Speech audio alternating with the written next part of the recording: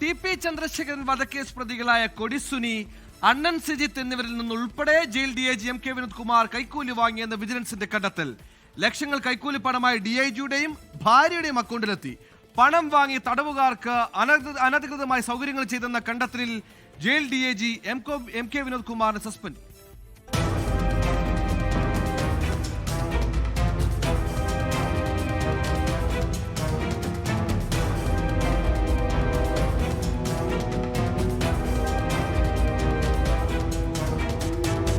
കൊടിസുനി, അണ്ണൻ സിജിത്ത് എന്നിവരിൽ നിന്നും ബന്ധുക്കളിൽ നിന്നും jail DIG MK Vinod Kumar കൈക്കൂലി വാങ്ങിയതിന്റെ തെളിവുകൾ വിജിലൻസിന് ലഭിച്ചു. സിജിത്തിനെ DIG വിളിച്ചതിന്റെ ഫോൺ രേഖകൾ ശേഖരിച്ചു. 10-ലധികം തടവുകാരിൽ നിന്ന് കൈക്കൂലി വാങ്ങിയെന്നും അനധികൃത പരോൾ അനുവദിച്ചെന്നുമാണ് കണ്ടെത്തൽ. ഒരു മാസത്തിനിടെ 30 ലക്ഷം മുതൽ 40 ലക്ഷം വരെ MK വിനോദ് കുമാറിന്റെയും ഭാര്യയുടെയും അക്കൗണ്ടിലെത്തി. പണം കൈമാറിയ പ്രതികൾക്ക് പിന്നീട് പരോൾ ലഭിച്ചു. ലഹരി ഉൾപ്പെടെ ജയിലിലേക്ക് കടത്താൻ സഹായിച്ചതായും സംശയിക്കുന്നു. വിയൂർ ജയിലിലെ തടവുകാർക്ക് സൗകര്യങ്ങൾ ചെയ്യുന്നതിനായി വിരമിച്ച ഉദ്യോഗസ്ഥനെ ഏജന്റാക്കി പണം വാങ്ങിയതിലും തെളിവുകൾ ലഭിച്ചു.